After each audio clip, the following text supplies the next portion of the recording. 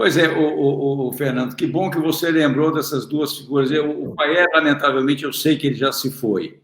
O Manuel Andrade da Rocha, eu espero que continue aqui conosco.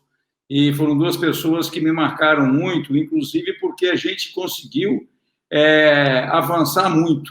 Como você bem sabe, a proposta do Conselho de Plano Diretor é uma proposta do Plano Diretor de Porto Alegre em 1954, quando Leonel Brizola foi governador, era prefeito de lá. E era exatamente a maneira do bom planejamento no sentido de, não tem regra rígida, agora, para mudar aquilo que está estabelecido, há que se conversar com as partes. Né? Então, a gente se beneficiou muito. Você deve se lembrar de uma ida nossa a Porto Alegre, quando Porto Alegre fez 25 anos de plano diretor, exatamente em 1979. Né? Então, o quanto a gente se beneficiou à época, não só da maneira como essas pessoas trabalhavam, mas também de podermos ter contado com um mundo que já tinha sido testado. Mas fala aí sobre essas inovações, que eu me lembre, uma delas era do solo criado. Então, uma das coisas que foram introduzidas no plano de Vitória foi a questão da preservação da cultura da cidade. Não é? A gente tinha uma equipe lá dentro da Fundação Jones fazendo o levantamento do patrimônio histórico da Grande Vitória. E em Vitória tinham vários imóveis que foram levantados, principalmente no centro e tal. E a gente incorporou essa relação de imóveis como imóveis de preservação da cultura, né, do município. Agora, tinha sempre uma discussão na época, bom, se você fazer o tombamento, quer dizer, não era, na época a gente não fazia o tombamento, a gente fez uma relação dos imóveis que deveriam ser preservados e tal. Quando você faz o tombamento, a preservação do imóvel, você preserva aquelas características, o proprietário não pode mexer e tal. Pode continuar, ele continua proprietário do imóvel, mas não pode fazer alterações, né, naquelas características, né, que foram preservadas. Então, como que a gente vai discutir isso com os proprietários? Porque, bom, ele vai reclamar, né? Bom, já preservando, tudo bem, mas e aí? Se eu vender, ninguém vai dar nada e tal. Então, a gente propôs uma transferência do índice construtivo. Vamos dizer, lá no centro de Vitória, você podia construir 3 vezes a área do terreno. Aí, na Praia do Canto, você poderia também construir 3 vezes a área, mas aí depende da relação dos índices. Às vezes, ele não consegue chegar desses 3 vezes a área do terreno na Praia do Canto. Então, o que a gente propôs no plano? Esse imóvel preservado, que tinha esse índice de 3, ele poderia transferir, quer dizer, vender essa capacidade que ele tinha de construir para alguém da Praia do Canto que queria construir ali um imóvel, um prédio. Né? Então, aqui ele podia... E a gente lá, quando fez a legislação também para a região da praia, permitiu isso. Né? Ele pode incorporar, desde que venha de um imóvel a ser preservado, ele pode somar no seu índice e poder ter uma capacidade construtiva na praia maior.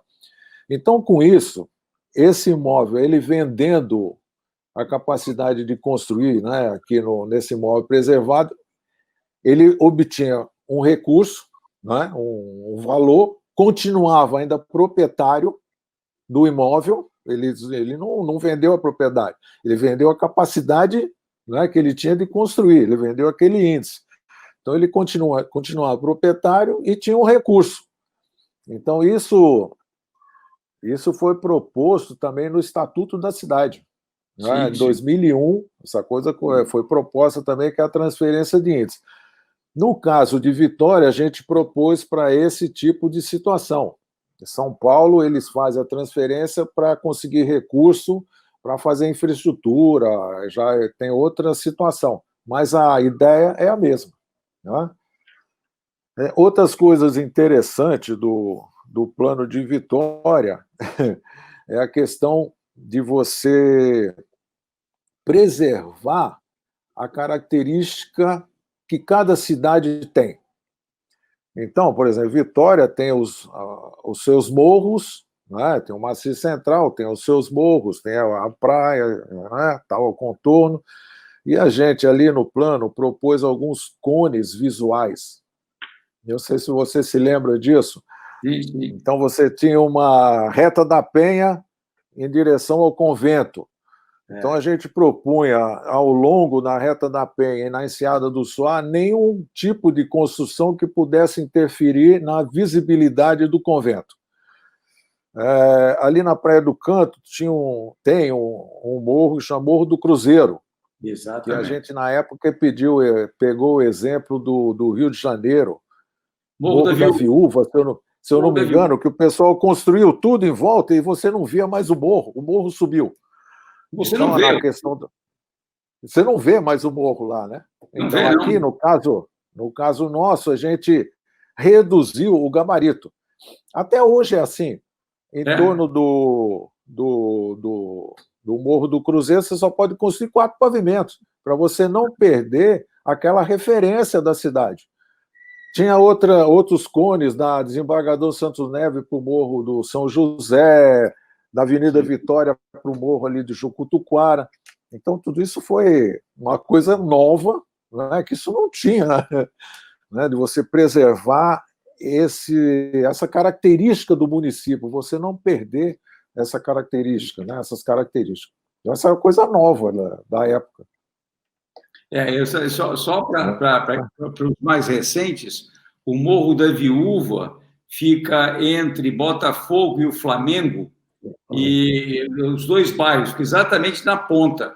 E só sabe do Morro da Viúva quem morou no Rio de Janeiro antes da década de 50, né? Ou quem tem curiosidade. Né? Porque, e é exatamente isso, ele fica todo cercado, aí não tem mais, não é só questão, inclusive acesso visual. Né? Agora, Fernando, você a passagem pela prefeitura e depois você tem uma atuação muito marcante na Secretaria de Transporte do Estado. Como é que essas 3 passagens suas, esses 3 momentos seus profissionais, como elaborador do plano diretor de Vitória, depois como operador do plano diretor de Vitória, depois como secretário de planejamento, como é que essa questão da grande Vitória ficou para você? Ela evoluiu, ela involuiu? Como é que era isso? Como é que foi isso para você? Porque você é um testemunho ocular e vivencial dessa história. Então, no plano diretor, isso que a gente falou lá atrás, a primeira estudo que a gente fez foi como encaixar como é que Vitória se encaixava dentro da região metropolitana, que funções que ela tinha, o que tinha que ter e tal, né? Eu sei que na época a gente já tinha o início da construção da terceira ponte, já tinha a segunda ponte inaugurada, né, com a 5 pontes, a segunda ponte e a terceira começando a construir. E a gente, na época, fez uma proposta de pegar essas 2 pontes, mais a Carlos Lindenberg, Beira-Mar em Vitória, e transformar essa região toda num grande centro metropolitano. Não sei se você se recorda, e usar a Bahia como ligação possível aquaviário entre as futuras atividades. Não aconteceu, assim como a gente previa, acabou acontecendo mais do lado de Vitória, porque as atividades já saíram do centro e a gente previu ali para a Enseada do Suá, para o Aterro do Suá, atividades mais institucionais e sedes de banco. Isso aconteceu, né? Tem lá várias secretarias, prefeituras e outros órgãos federais, isso acabou acontecendo. Então, esse foi um primeiro momento do contato que a gente teve com a região metropolitana e o município de Vitória. Na prefeitura de Vitória, a gente tentava conversar muito com os outros prefeitos, outros secretários de planejamento, né, para tentar integrar algumas ações, né, mas não conseguimos, Arlindo. Não, a gente tentava fazer isso, não conseguimos. A gente só foi conseguir mais, trabalhar mais perto dos outros municípios em 95, quando foi feita a primeira lei criando a região metropolitana. Né? Isso já estava previsto lá na Constituição, se eu não me engano, de 88, a possibilidade dos estados constituírem as suas regiões metropolitanas.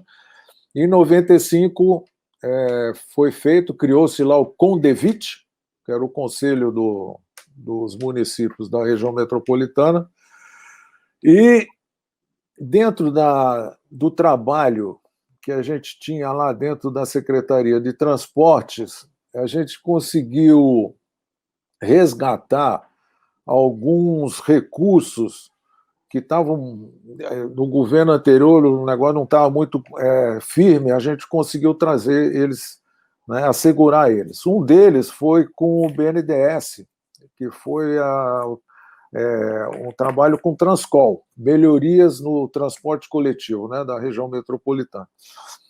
Então, isso a gente conseguiu reunir.